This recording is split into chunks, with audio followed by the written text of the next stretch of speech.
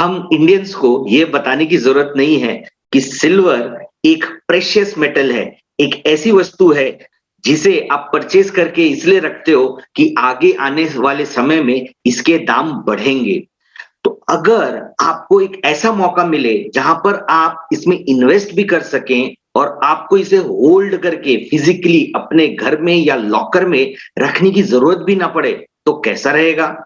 तो इंडिया में पहली बार सिल्वर ईटीएफ लॉन्च हुआ है, जहां पर आप सिल्वर परचेज करके रख सकते हो पेपर फॉर्म में।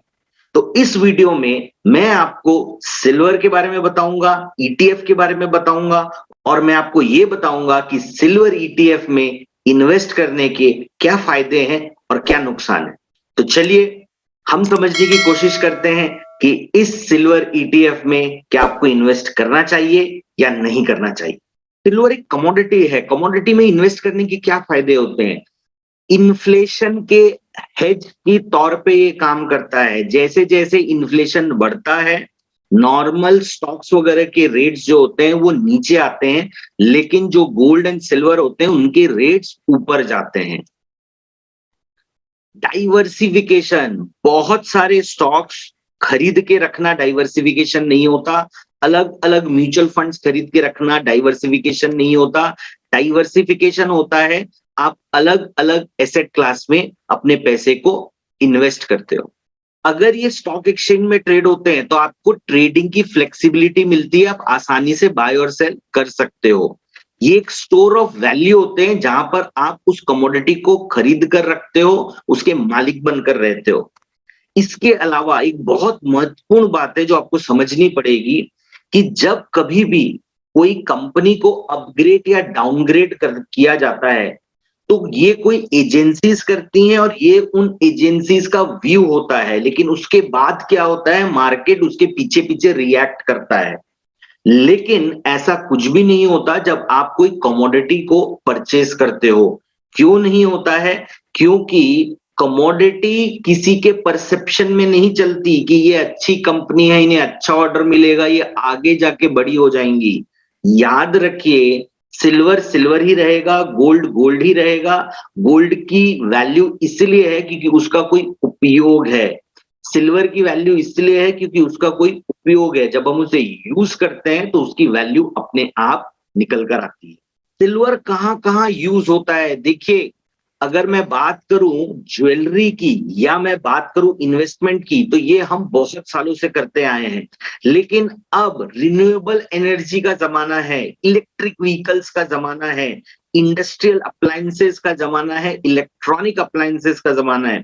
तो याद रखिए, इन सारी जगहों पर सिल्वर का उपयोग बहुत ज्यादा है। मैंने जैसा आपको वीडियो की स्टार्टिंग में कहा, आपके सोलर पैनल्स में, इलेक्ट्रिक व्हीकल्स में, आपके 5G सर्विसेज में, इंटरनेट ऑफ थिंग्स में, हर जगह आप देखेंगे कि सिल्वर का कहीं ना कहीं उपयोग होता है। सिल्वर की प्राइस को ड्राइव कौन करता है? ऐसी कौन सी चीजें हैं जिनके कारण सिल्वर की प्राइसेस बढ़ती हैं या घटती हैं? जब कभी भी अनसर्टेनिटी होगी, प्रेशियस मेटल बढ़ते हैं। प्रेशियस मेटल में गोल्ड भी आता है, सिल्वर भी आता है। तो जब इकोनॉमिक आउटलुक में कुछ अनसर्टेनिटी आती है तो आप देखेंगे कि सिल्वर की प्राइसेस बढ़ती हैं। जब इंडस्ट्रियल आउटपुट अच्छा होता है, क्योंकि याद रखिए सिल्वर एक अलग ही किस्म की कमोडिटी है, वो पार्ट इंडस्ट्रियल मेटल है और पार्ट प्रेशियस मेटल है। तो जब कभी भी इंडस्ट्रियल डिमांड में अपटिक आता है, इंडस्ट्रियल डिमांड बढ़ना स्टार्ट करता है, तभी भी आप देखेंगे कि सिल्वर की प्राइसेस बढ़ती हैं। सप्लाई एंड डिमांड, अगर प्राइसेस किसी भी वस्तु की जो सप्लाई और डिमांड में चेंजेस आते हैं तो उसके प्राइस अप डाउन करते हैं, सिल्वर भी इससे अलग नहीं है। इन्फ्लेशन, जैसा मैंने आपको पहले कहा, जब कभी भी इन्फ्लेशन आएगा, अगर आपके पास में रियल एसेट्स, जो टेंजिबल एसेट्स हैं, अगर वो आपके पास हैं तो आपको डरने की जरूरत नहीं होती है। अगर इन्फ्लेशन बहुत तेजी से बढ़ता भी है तो इन समयों पर आप देखेंगे कि रियल एसेट्स की प्राइसेस बढ़ती हैं।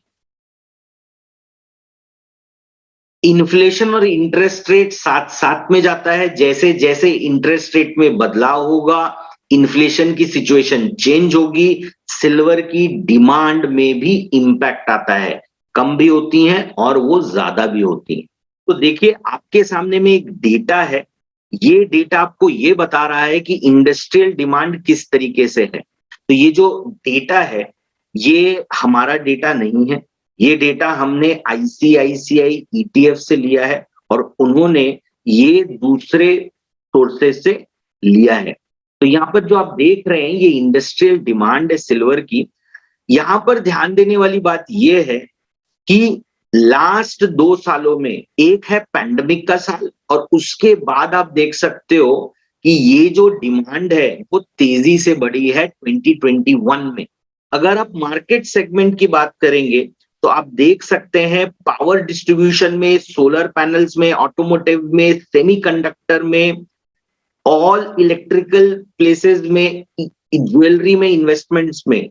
आज देखिए ऑल इलेक्ट्रिकल में जो डिमांड है वो ज्वेलरी और इन्वेस्टमेंट से भी ज्यादा है। ये कितने लोगों को पता है? तो देखिए बात आज की नहीं हो रही है, बात आगे की हो रही है। तो जैसे जैसे ये चीजें नॉर्म बनेंगी आप देखेंगे सिल्वर की सेगमेंट वाइज इस इंडस्ट्री से ह्यूज डिमांड आई। ब्लू लाइन इन्फ्लेशन की लाइन है, रेड लाइन सिल्वर की लाइन है। आप खुद देख सकते हो कि जैसे जैसे इन्फ्लेशन मूव करता है सिल्वर की प्राइसेस मूव करती हैं। जब बात करते हैं सिल्वर की प्राइस परफॉर्मेंस की, तो देखिए क्या होता है, ये जो डेटाज होते हैं इनके साथ कोई भी खेल सकता है, मैं भी खेल सकता हूं, कोई और भी खेल सकता है। अगर मैं आपको ये बताऊं कि लास्ट 10 साल में सिल्वर का रिटर्न मात्र 2% है, तो शायद आप ये वीडियो यहीं पे छोड़ के चले जाएंगे। आप ये कहेंगे जिस प्रोडक्ट में 2% का रिटर्न है उस प्रोडक्ट में मैं इन्वेस्ट ही क्यों करूं। बट क्या आपको ये पता है कि लास्ट 2 सालों में ऑन एन एवरेज इसका रिटर्न परसेंटेज क्या है? जो चीज 50% इंक्रीज कर सकती है हर साल, यानी कि आपका पैसा 2 साल में डबल हो रहा है। तो 35,000 का सिल्वर आज की डेट में 70,000 में ट्रेड करता है। तो आपके पैसे 2 साल में डबल हुए हैं, तो क्या ये कम रिटर्न है? लेकिन आपको यहां पर एक चीज को समझना पड़ेगा, ये कमोडिटी है, ये स्टॉक मार्केट नहीं है जहां पे आपका एक स्टॉक जो 20 रुपए का होता है वो 2,000 का भी हो जाता है। यहाँ पे वो ये एक रेंज में चलती है। तो इसीलिए आपको बहुत अच्छी अपॉर्चुनिटी मिलती है समय पे एंट्री करने की और समय पे एग्जिट करने की। सिल्वर को तो हमने समझ लिया कि भाई सिल्वर क्या है, सिल्वर कितना इंपॉर्टेंट है। अब हम बात करते हैं दूसरे पार्ट की, वो है ईटीएफ। ईटीएफ होता क्या है? इसका फुल फॉर्म होता है exchange traded fund. Exchange traded fund जो होता है वो एक इंडेक्स फंड की तरह होता है, वो पैसिव फंड्स होते हैं और उनका काम इतना ही होता है कि जब जब आप उस फंड को, देखिए ईटीएफ इसको मैं 3 हिस्से में बांटता हूं। फंड, अगर ये फंड है तो कोई ना कोई एएमसी इसे रन कर रही है। यहां पर अगर मैं एग्जांपल लेता हूं आईसीआईसीआई प्रूडेंशियल, तो आईसीआईसीआई प्रूडेंशियल को आप पैसे दे रहे हो और वो आपके अगेंस्ट में सिल्वर परचेज करेंगे। तो ये एक म्यूचुअल फंड की तरह हुआ जहां पर आपने डायरेक्टली नहीं खरीदा, फंड के रास्ते खरीदा, बट एक्सचेंज ट्रेडेड है। तो म्यूचुअल फंड में जब आप एंट्री करते हो तो आपको दिन की एक एनएवी मिलती है, जब आप एग्जिट करते हो तो दिन की एक एनएवी मिलती है। लेकिन क्योंकि ये ईटीएफ है, एक्सचेंज में ट्रेडेड होगा, तो ये फंड एक ऐसा फंड है जो स्टॉक की तरह आप बाय और सेल कर सकते हो। दिन में अलग अलग रेट पे बाय कर सकते हो और अलग अलग रेट में सेल कर सकते हो। तो आप कह सकते हो ये एक ऐसा म्यूचुअल फंड है जो स्टॉक की तरह ट्रेड होता है। लेकिन इसे एक हाइब्रिड तरीके के फंड को हम म्यूचुअल फंड्स नहीं कहते, एक्सचेंज ट्रेडेड फंड्स कहते हैं। अब हम बात करते हैं सिल्वर ईटीएफ की। तो जब हमने बात किया ईटीएफ का तो हमने एक चीज समझी, मैं डायरेक्टली इन्वेस्ट नहीं कर रहा हूं, मैं फंड के रास्ते इन्वेस्ट कर रहा हूं। जब कभी भी मैं ईटीएफ में इन्वेस्ट करता हूं, खासकर जब मैं बात कर रहा हूं सिल्वर ईटीएफ की, तो मेरे साथ होगा क्या? मेरा पोर्टफोलियो डाइवर्सिफाई होगा। पोर्टफोलियो डाइवर्सिफाई करने का मतलब क्या हुआ?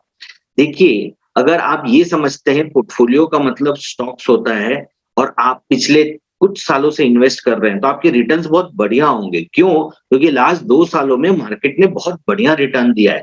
बट ऐसा भी समय गया है जब 2-2 या 3-3 साल स्टॉक मार्केट ने परफॉर्म नहीं किया है। तब आप क्या करेंगे? आप क्या सीधा स्टॉक से वापस एफडी में चले जाएंगे? बिल्कुल भी नहीं। तो जैसे लोग गोल्ड खरीदते हैं, ठीक वैसे ही आप सिल्वर खरीद के अपने पोर्टफोलियो को एक रियल डाइवर्सिफिकेशन दे सकते हैं। अब बात करते हैं स्टोरेज कॉस्ट की। तो इस कॉस्ट की बहुत बहुत ज्यादा वैल्यू होती है। क्यों होती है? इस चीज को समझिएगा।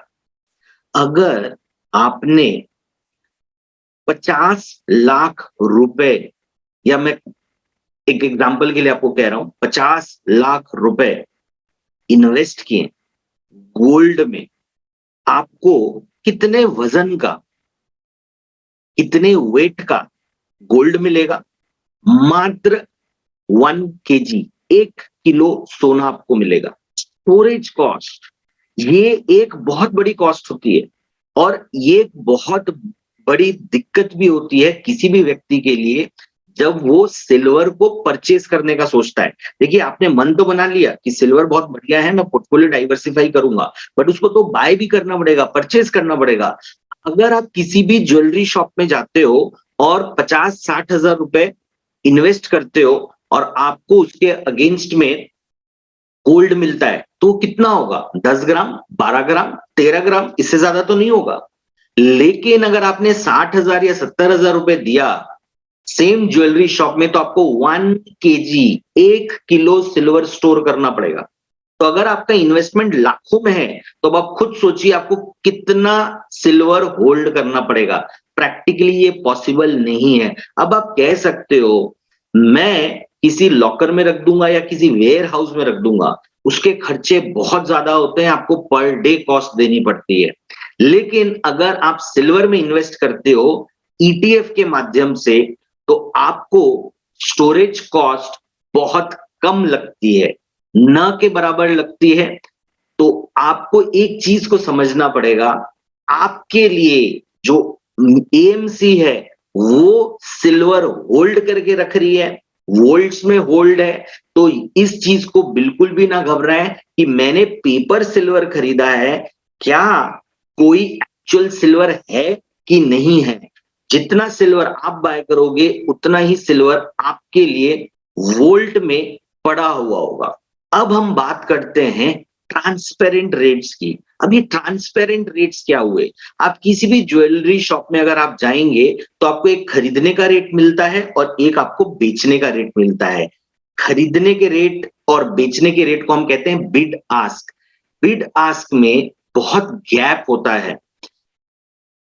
बाइंग का रेट ज्यादा होता है और जब आप सेल करने जाते हैं तो आपको कम रेट मिलता है। लेकिन जब सेम चीज सिल्वर ईटीएफ के माध्यम से एक्सचेंज में ट्रेड करेगा तो आपको ट्रांसपेरेंट रेट के बारे में सोचने की कोई जरूरत नहीं पड़ेगी। आप स्क्रीन पर देख पाएंगे कि क्या रेट्स चल रहे हैं। तो याद रखिए, ट्रांसपेरेंट रेट एक बहुत बड़ा फैक्टर है क्यों आपको सिल्वर ईटीएफ में इन्वेस्ट करना चाहिए। अब अगर आप मुझसे ये पूछते हैं कि ठीक है, हमने सब समझ लिया, अब इस सिल्वर ईटीएफ में इन्वेस्ट कैसे करें, तो आज से पहले आपके पास में ये सुविधा उपलब्ध नहीं थी इंडिया में। तो अब आईसीआईसीआई प्रूडेंशियल का सिल्वर ईटीएफ लॉन्च हो चुका है। इसके पीछे पीछे Nippon, Mirae asset, Birla mutual funds, ये सारे एक एक करके या तो अपने ईटीएफ लाएंगे या फंड ऑफ फंड्स लेकर आएंगे। तो अब आप एनएफओ में इन्वेस्ट कर सकते हैं और जब ये एक्सचेंज में लिस्ट हो जाएंगे तो आप सेकेंडरी मार्केट से भी परचेज और सेल कर सकते हैं। आपके पास में एक डीमैट की जरूरत होती है। यूनिट्स जो होंगी जब आप परचेज करेंगे सेकेंडरी मार्केट में, वो 1 ग्राम की होगी। तो जब आप 1 ग्राम की बात करते हैं, अगर मैं कहता हूं आज की डेट में 60,000 का रेट है, वो 1000 ग्राम का रेट है। तो 1 ग्राम का रेट आएगा 60 रुपए, 70 रुपए। तो जब आप देखेंगे कि इतने कम डिनोमिनेशन में आप एक प्रेशियस मेटल को परचेज कर सकते हो, ट्रेड कर सकते हो, होल्ड करके रख सकते हो, तो ये एक बहुत ही फायदा का सौदा आपके लिए हो सकता है। नुकसान मैंने आपको बताया, अगर आप बाय एंड होल्ड इन्वेस्टर हो तो सिल्वर ने पिछले 10 साल में आपको न के बराबर रिटर्न भी दिया है। लेकिन अगर आप एक थोड़े से लॉन्ग टर्म इन्वेस्टर हो लेकिन एक्टिव इन्वेस्टर हो तो आपको ऐसे बहुत मौके मिलेंगे जब आपको सिल्वर सस्ते दाम पे मिलेगा। अगर आपने वहां पर इन्वेस्ट किया है कुछ ही समय में, कुछ 6 महीने या 1 साल में या उससे थोड़ा सा ज्यादा समय में आपको बहुत बेहतरीन रिटर्न मिल सकते हैं। उम्मीद करता हूं आपको हमारा ये वीडियो पसंद आया होगा। अगर आपको ये वीडियो पसंद आया है तो प्लीज इसे लाइक, सब्सक्राइब और शेयर जरूर कीजिए ताकि मैं आपके लिए ऐसे वीडियो लगातार बनाता रहूं।